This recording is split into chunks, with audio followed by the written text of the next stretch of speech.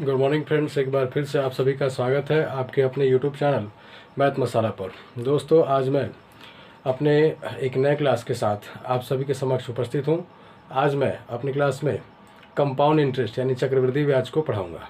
आज मैं आपको सिखाऊंगा कि कंपाउंड इंटरेस्ट के प्रश्न को कैसे सोल्व किया जाता है, क्योंकि जितने भी कम्पिटिटिव एग्ज़ाम होते हैं, चाहे वो एसएससी हो, चाहे रेलवे हो या रेलवे के किसी भी विभाग का हो, चाहे एनटीपीसी हो, ग्रुप डी हो, चाहे तमाम जितने भी कम्पिटिटिव एग्ज़ाम होते हैं, उन सब में चक्रवृद्धि ब्याज से और साधारण ब्याज से प्रश्न रहते हैं। तो मैंने इस अपने चैनल के माध्यम से साधारण ब्याज को पढ़ा दिया है। आज मैं चक्रवृद्धि ब्याज को पढ़ाऊंगा। चलिए आज उसे हम समझने का प्रयास करते हैं। देखिए, तो चक्रवृद्धि ब्याज, तो सबसे पहले समझिए कि चक्रवृद्धि ब्याज होता क्या है।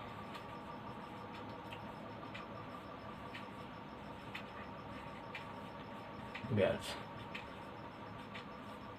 इंग्लिश में इसको कंपाउंड इंटरेस्ट कहते हैं और हिंदी में चक्रवृद्धि ब्याज कहते हैं। तो जैसे अगर हमने पहले बताया था कि जितना हम किसी से कर्ज या उधार लेते हैं उसे हम मूलधन बोलते थे, और उस मूलधन को चुकाने के लिए जो जो शर्त दिए जाते थे यानी समय और दर दिए जाते थे, उसी तरह से इसमें भी आपको मूलधन दिया रहेगा, दर दिया रहेगा और समय दिया रहेगा, और आपको चक्रवृद्धि ब्याज कैलकुलेट करने के लिए बोला जाएगा। तो देखें, सबसे पहले हम समझें कि चक्रवृद्धि ब्याज में ब्याज कैसे लगता है। तो अगर हम पहले साधारण ब्याज की चर्चा थोड़ी कर लें तो इसे समझना आसान हो जाएगा। तो अगर साधारण ब्याज की बात करें तो मानते हैं कि कोई व्यक्ति 100 रुपया या 1000 रुपया उधार लेता है, यानी मूलधन उसका हो जाएगा 1000 रुपया। और अगर दर की बात करें, दर अगर 5% ही लेता है 1 वर्ष के लिए, समय अगर 1 वर्ष के लिए रखा जाए, ठीक है, तो इसका ब्याज कितना हो जाएगा। तो ब्याज इसका हो जाएगा, ब्याज हमने बताया था मूलधन गुने समय गुने दर बताया था, यानी 1000 गुने 5 गुने 1 बटे 100, इसको कटाएंगे तो हमारा ब्याज हो जाएगा 10 बचे 50 रुपया, यानी 1 वर्ष का ब्याज कितना हो जाएगा 50 रुपया 1 वर्ष के लिए। अगर 2 वर्ष की बात करें तो 2 वर्ष का ब्याज भी कितना होगा, वो 50 रुपया ही होगा। 3 रुपया का ब्याज कितना, 3 वर्ष का ब्याज कितना हो जाएगा, वो भी कितना हो जाएगा 50 रुपया ही होगा। जैसे हमने पहले भी बताया था कि साधारण ब्याज में ब्याज जो है पर साल एक ही होता है, एक समान ही होता है। मतलब अगर पहले साल का ब्याज 50 रुपया लगता है तो दूसरे साल का भी ब्याज 50 रुपया ही लगेगा, तीसरे साल का भी ब्याज 50 रुपया ही रहेगा। मतलब अगर ब्याज की बात करें तो इसमें 50-50 के दर से ही बढ़ोतरी होगी, ठीक है। तो ये हमारा साधारण ब्याज है। लेकिन अगर चक्रवृद्धि ब्याज की बात करें तो हम देखें, अगर यही चक्रवृद्धि ब्याज की बात करें तो चक्रवृद्धि ब्याज में भी 1 वर्ष का ब्याज होता है वो साधारण ब्याज के समान ही होता है, यानी 1 वर्ष के लिए साधारण ब्याज हो या चक्रवृद्धि ब्याज हो वो समान ही होता है। बशर्ते इसके बाद जो ब्याज होगा, यानी 1 साल के बाद जो दूसरे साल के लिए ब्याज होगा वो चक्रवृद्धि ब्याज में भिन्न होगा, यानी अलग होगा, और पहले जो ब्याज लगा था उसकी अपेक्षा थोड़ा ज़्यादा होगा। चलिए हम समझते हैं। जैसे 1 वर्ष की बात करें तो चक्रवृद्धि ब्याज वो कितना होगा 50 रुपया होगा। दूसरे वर्ष की बात करें, ये 1 वर्ष के लिए था, दूसरे वर्ष की बात करें तो दूसरे वर्ष के लिए जो है, यानी वर्ष अगर 2 रखते हैं तो कितना हो जाएगा। देखिए, इसमें अब मूलधन कितना हो जाएगा, मूलधन जो होगा पहले मूलधन था 1000 रुपया, अब ब्याज हमारा जुड़ गया यानी 1050 रुपया। तो अगर इसका हम देखें तो 1050, यानी अब जो ब्याज लगेगा वो 1050 पर लगेगा, 1050 पर लगेगा। तो इसका अगर हम ब्याज निकालें 1050 का कितना 5 के दर से 1 ही वर्ष का निकालें, 1 वर्ष तो पहले निकल चुका है जो इसमें जोड़ा गया था। तो अगर इसको हम 100 करते हैं तो ये हमारा इसमें भाग करेंगे कितना आएगा 10 रुपया 50 पैसा, और इसमें 5 से गुना कर लें, यानी ये 52 रुपया 50 पैसा आ सकता है। ये हमारे दूसरे वर्ष का ब्याज है। अगर पहले वर्ष की ब्याज हम देखे थे तो 50 रुपया आया था, दूसरे वर्ष का ब्याज देखिए तो 52 रुपया 50 पैसा आया। तो अगर देखिए, अगर 2 साल की तुलना करें अगर साधारण ब्याज से, तो हमने बोला था कि पहले वर्ष का ब्याज जितना आएगा उतना ही ब्याज दूसरे वर्ष का भी आएगा, यानी 2 वर्ष का ब्याज कितना हो जाएगा 100 रुपया होगा। लेकिन अगर यही चक्रवृद्धि ब्याज की बात करें तो पहले वर्ष का ब्याज 50 रुपया है, तो दूसरे वर्ष से कितना निकला ₹52.50 50 पैसा इसको जोड़ेंगे तो ये हो जाएगा ₹102.50। यानी पहले की अपेक्षा कितना ज़्यादा है, ₹2.50 ज़्यादा है, ₹2.50 ज़्यादा है। तो इस तरह से चक्रवृद्धि ब्याज जो होता है वो साधारण ब्याज से हमेशा ज़्यादा होता है, आगे होता है। ये केवल 1 साल के लिए चक्रवृद्धि ब्याज हो या साधारण ब्याज हो, दोनों में बराबर होगा ब्याज। लेकिन अगले साल के लिए जो ब्याज होगा चक्रवृद्धि ब्याज में वो पहले की अपेक्षा ज़्यादा होगा। यानी सीधे तौर पे बात समझे, यानी मोटे तौर पे बात समझे तो साधारण ब्याज में जो ब्याज होता है हमेशा मूलधन पर लगता है, प्रत्येक साल के लिए मूलधन पर लगता है। लेकिन चक्रवृद्धि ब्याज में जो ब्याज होता है वो 1 साल को छोड़ दिया जाए तो हर अगले साल के लिए ब्याज जो है मिश्रधन पर लगता है। ठीक है, तो ये बात जो है हमेशा आप ध्यान में रखें कि चक्रवृद्धि ब्याज का जो ब्याज होता है वो हमेशा मिश्रधन पर लगता है। 1 साल को अगर छोड़ दिया जाए तो प्रत्येक साल अगले साल के लिए जो है, हर एक अगले साल के लिए इसका ब्याज जो है मिश्रधन पर लगता है। तो हमें आशा है कि आपको समझ में आ गया होगा।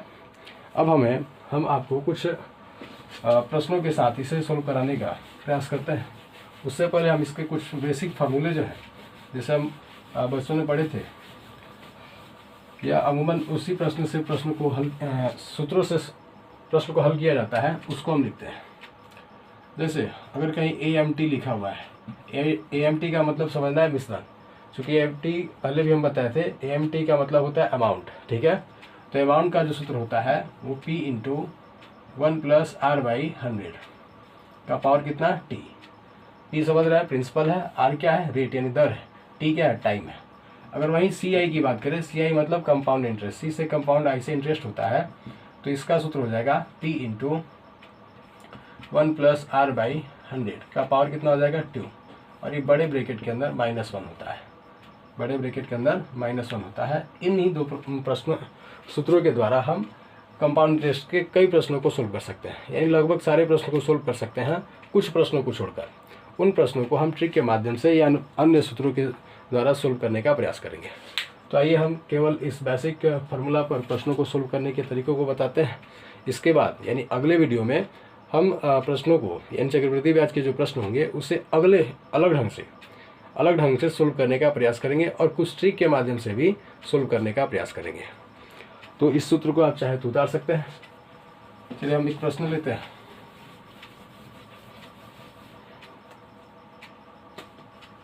प्रश्न लिया जाए, मानते हैं प्रिंसिपल 8,000 रुपया है, टाइम 2 साल यानी 2 ईयर्स रखते हैं, और रेट जो है 5% रखा जाता है, 5%। तो हमें अमाउंट निकालना है और साथ ही साथ CI भी निकालना है। ठीक है, तो हम किसी एक सूत्र पर रखकर इसको सोल्व कर सकते हैं। तो हम अमाउंट पहले निकाल लें। तो अमाउंट का सूत्र क्या था, P × 1 + R/100 का पावर कितना, T। तो देखिए प्रिंसिपल हमारे पास 8,000 रुपया है, 1 + R कितना है, R 5% है, बाई 100 करेंगे और टाइम कितना है, 2 वर्ष। अब इसे हम कटाएंगे, इससे कटेगा ये 20 बार में, तो 20 ये हो गया, 20 और 1 21। यानी आप सीधे समझे कि अगर यहाँ 1 है तो इसके ऊपर भी 1 ही होगा, और ये 20 है, इसका हम बटा का जोड़ कर देंगे तो इसके नीचे 1 रखेंगे, कितना हो जाएगा, इस सब का एलसीएम कितना हो जाएगा, 20 हो जाएगा। 1 के पड़ा में 20 बार में ही होगा, यानी ये 20 हो जाएगा, और 20 और 1 21। 21 का पावर कितना हो जाएगा, 2। अब हम क्या करें कि जितना पावर दिया है उतना बार हम इसको लिखेंगे, यानी 21/20 गुना 21/20 करेंगे। ये 2 0 से 2 0 कट गया, 2 दूना 4, यानी 4 से ये 80 कटेगा, कितने बार में, 20 बार में, यानी 20 का 80 होता है। तो 20 गुना, ये इसको हम गुना करेंगे, 21 में 21 गुना करते हैं तो 441 आता है। अब इसे हम यहाँ गुना करते हैं, तो हमारे पास 20 गुना 4 गुना 4 1 मिला है, यानी 441 में 20 से गुना करना है, तो 2 एकम 2 ही होता है, 4 दूना 8 हो जाएगा, फिर 4 दूना 8, और लास्ट में एक 0 है तो एक 0 लगा दें, यानी 8280 रुपया हो जाएगा। तो ये 8280 क्या है, मिश्रधन है। 8200 क्या है, मिश्रधन है। मिश्रधन आप समझ रहे होंगे, मिश्रधन करने का मतलब, मिश्रधन जो है वो साधारण ब्याज और मूलधन का, ब्याज और मूलधन का योगफल होता है, ब्याज और मूलधन का योगफल होता है। तो अगर हम केवल ब्याज की बात कर लें तो ब्याज क्या हो जाएगा, ब्याज हो जाएगा मिश्रधन, यानी अमाउंट, मिश्रधन माइनस क्या हो जाएगा, मूलधन। ठीक है। तो हमारे पास मिश्रधन कितना है 8820 रुपया, और इसमें से हम मूलधन घटा दें, यानी मूलधन 8000 रुपया है, इसे हम घटा देंगे तो हमें जो मिलेगा राशि वो क्या होगा, ब्याज होगा, यानी 820 रुपया हमें ब्याज प्राप्त हुआ। ठीक है। तो हम इस सूत्र के द्वारा भी सोल्व कर सकते थे, या डायरेक्ट जो पहले हमने सूत्र बताया था ये वाला CI का इस प्रकार का था, P इंटू 1 + R/100 का पावर कितना था T और -1 था। इस सूत्र के द्वारा भी हम डायरेक्ट ब्याज निकाल सकते हैं। तो दोनों में से किसी एक सूत्र का प्रयोग करके हम इन प्रश्नों को सोल्व कर सकते हैं। चलिए अब दूसरे प्रश्न को लेते हैं। इसे आप चाहे तो उतार सकते हैं, अन्यथा इसका स्क्रीनशॉट भी ले सकते हैं।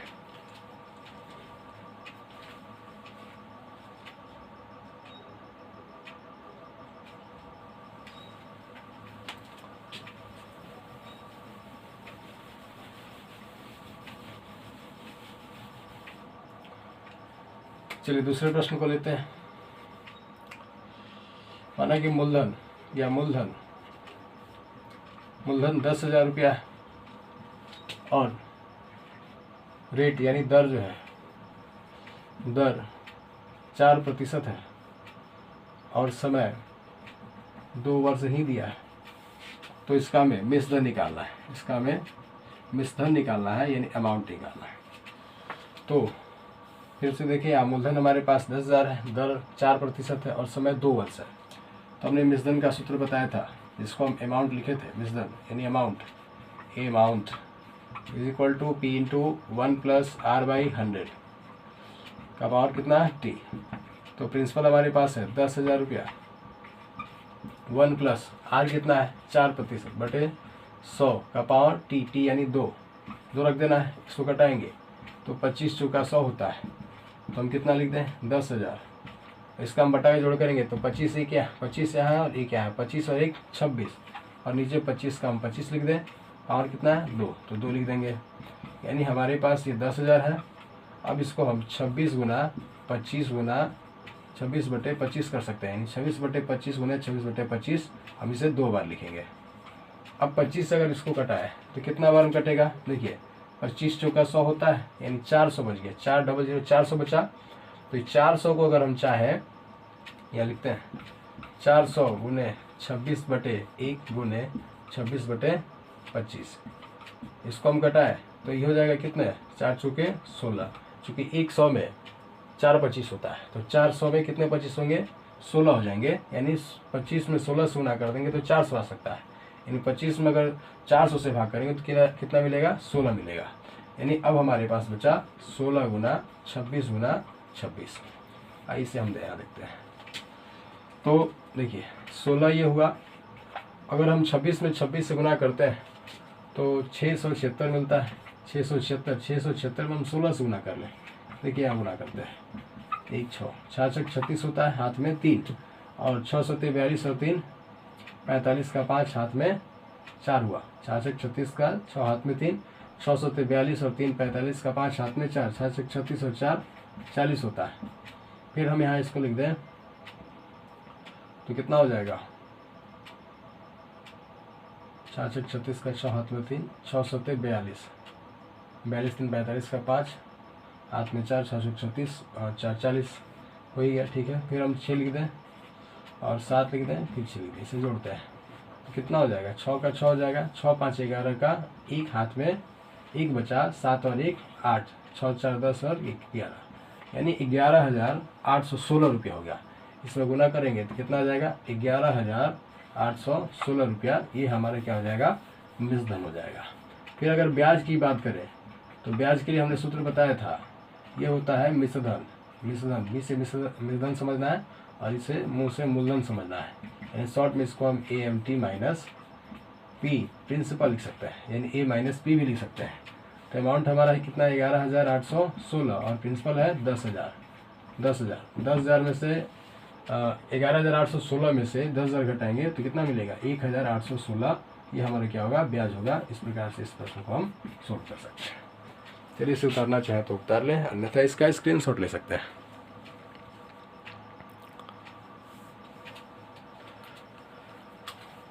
चलिए अब आप अलग प्रकार के प्रश्नों को हम सोल्व करते हैं।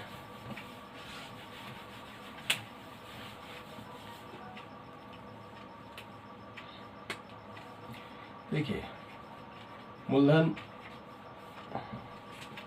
अगर 8,000 दिया जाए, समय 1 वर्ष, अब दर जो है, दर अगर रखते हैं, दर को रखा जाए 8%, लेकिन अगर इसमें कंडीशन दे, लेकिन ब्याज का संयोजन जो है, ब्याज का संयोजन 6 माही हो, तो इसका हमें मिश्रधन निकालना है। तो मिश्रधन एवं ब्याज बताए,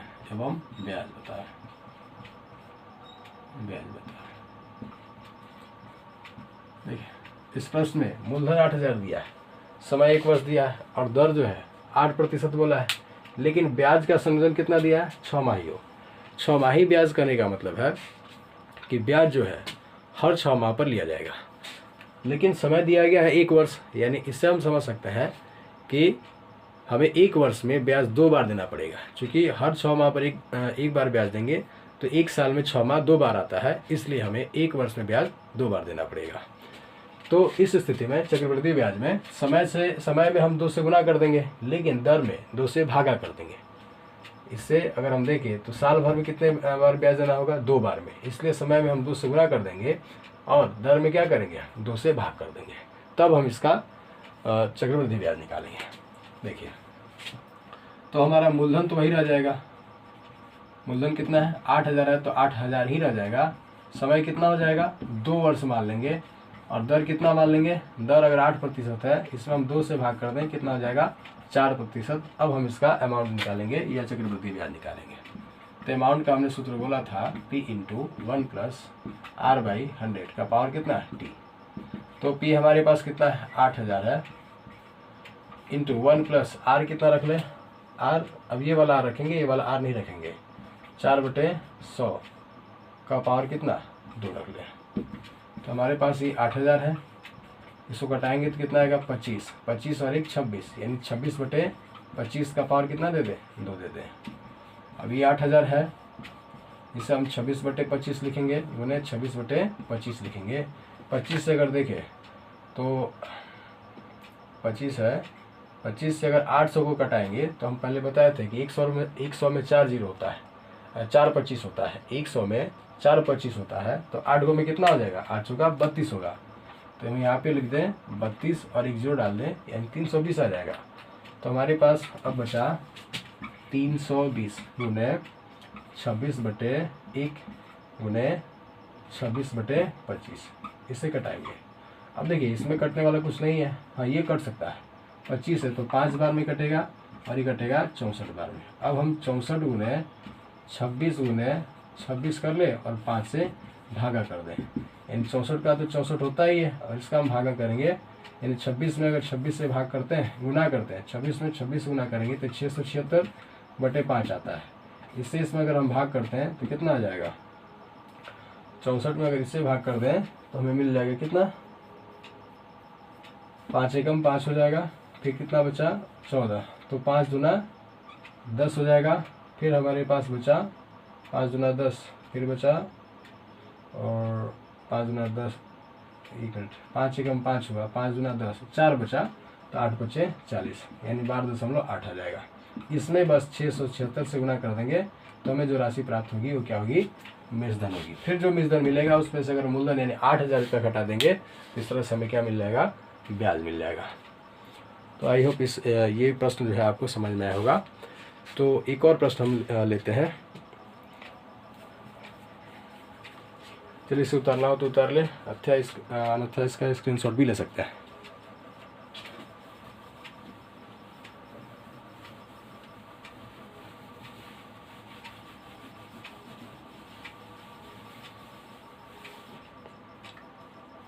देखिए अगला प्रश्न लेते हैं। मानते हैं मूलधन 10,000 रुपया है,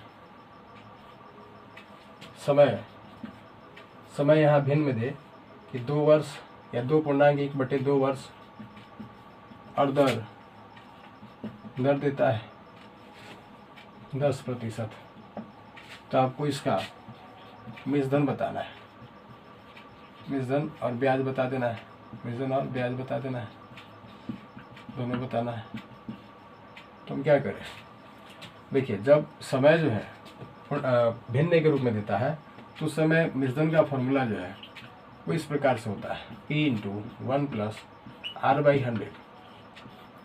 टी, यहाँ टी के रूप में होल नंबर लिखना है, TW हम लिख देते हैं, W से आपको होल नंबर समझ लेना है, इंटू 1 + R × A/B/100। A/B क्या है, ये जो 1/2 है यानी जो फ्रैक्शन में है, जैसे इसको क्या बोलेंगे 2 होल 1/2 या 2.1/2। तो 2 पूर्णांक जो है वो यहाँ रखा जाएगा, इस टी के पास रखा जाएगा, और बाकी 1/2 जो है यहाँ पर R से मल्टीप्लाई हो जाएगा। तो इस सूत्र के द्वारा हम ऐसे प्रश्न को सोल्व करेंगे। चलिए देखते हैं। देखिए अब यहाँ पे प्रिंसिपल हमारे पास है 10,000, 1 + R कितना है, R रख दे हम 10%/100, और इसका टी यानी होल नंबर, यहाँ पे टी होल कौन सा है, 2 है, 2 लिख देंगे, इंटू 1 + R कितना है, R फिर 10 रहेगा, टाइम कितना है, यहाँ पे अब फ्रैक्शन वाला टाइम रखना है यानी 1/2 रखना है, केवल फ्रैक्शन वाला 1/2 यानी 1/2/100। ठीक है, अब इसे हम कटाते हैं तो हमें मिलेगा 10,000 × 10 दाई के 100 यानी 10 और 1 11, 11/10 का पावर कितना लिख दें 2 गुना, इससे कटेगा 5 बार में, 5 से 100 कटता है 20 बार में, तो 20 और 1 21। फिर से देखें, 2 से 10 कटा 5 बार में, 5 से 100 कटा 20 बार में, 20 और 1 21, यानी इसको हम 21/20 लिख सकते हैं।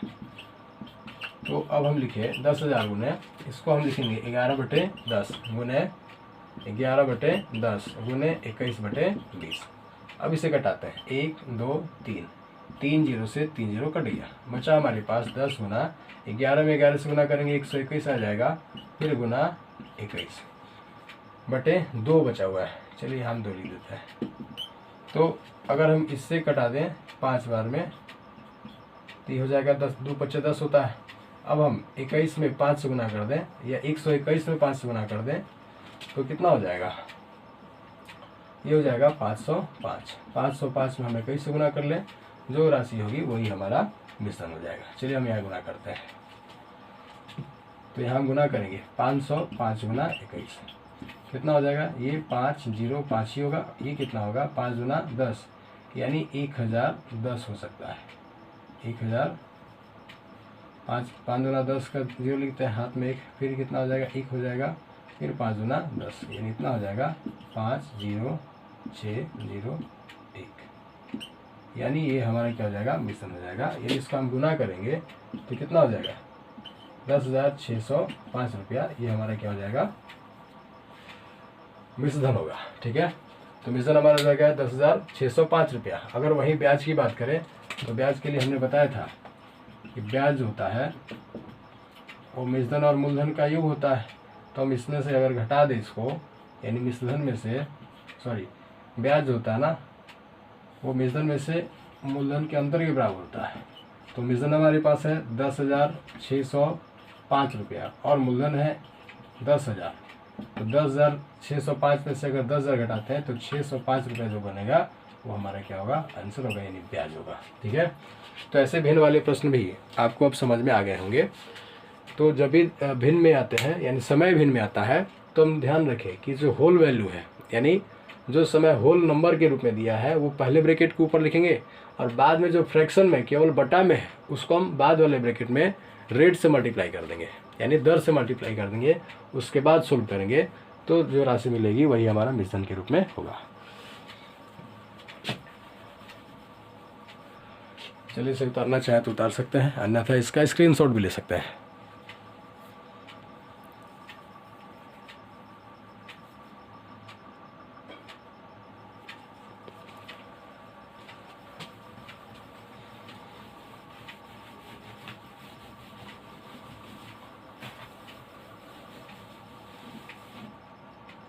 चलिए आज हम आप लोगों को फिर से कुछ होमवर्क देते हैं। पहला होमवर्क ये रहेगा, प्रिंसिपल 6,000। पी से प्रिंसिपल समझना है, आर से रेट अगर 5% टाइम 2 ईयर्स, तो आपको अमाउंट इसका पता करना है। अमाउंट भी कर सकते हैं और CI यानी कंपाउंड इंटरेस्ट भी निकाल सकते हैं। दूसरा प्रश्न रहेगा P बराबर 8,000, यानी P मतलब प्रिंसिपल, R 10%, टाइम जो है 2 ईयर्स। फिर आपको अमाउंट निकालना है और क्या निकालना है, CI निकालना है। दोनों निकाल सकते हैं। फिर अगर प्रिंसिपल की बात करें तो हम 10,000 देते हैं। R जो है R 5% रखता है। टाइम को 1 ईयर 1/4 5 ईयर्स, 1/5 ईयर्स रखते हैं। फिर आपको अमाउंट निकालना है। चौथा